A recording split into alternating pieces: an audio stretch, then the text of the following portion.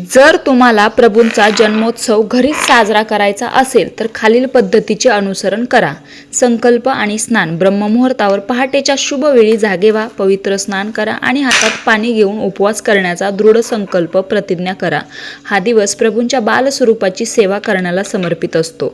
जन्माचा क्षण. प्रभू श्रीराम यांचा जन्म बरोबर दुपारी 12 वाजता माध्यान्ही झाला होता. हा तोच क्षण असतो जेव्हा सूर्य आकाशात अगदी माथ्यावर शिरोबिंदूवर पोहोचलेला असतो. अगदी याच शुभमुहूर्तावर रामलल्लांना एका सुंदर पाळण्यात विराजमान करा आणि त्यांना विविध अलंकार व वस्त्रे परिधान करा. कलश स्थापना. तांदळाच्या राशीवर एक तांब्याचा कलश म्हणजेच घागर स्थापित करा. त्या कलशामध्ये आंब्याची पाने, एक नारळ आणि एक सुपारी ठेवा.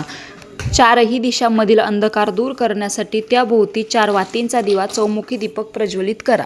अर्ध्य अर्पण. प्रभूला कमळाचे फूल, तुळशीचे पानं जी त्यांना अत्यंत प्रिय आहेत, पंचामृत, ताजी फळं आणि फुलांचा हार अर्पण करा. स्तुती म्हणजेच गुणगान. नैवेद्य अर्पण केल्यानंतर अत्यंत श्रद्धेने विष्णू सहस्रनामाचे पठण करावे.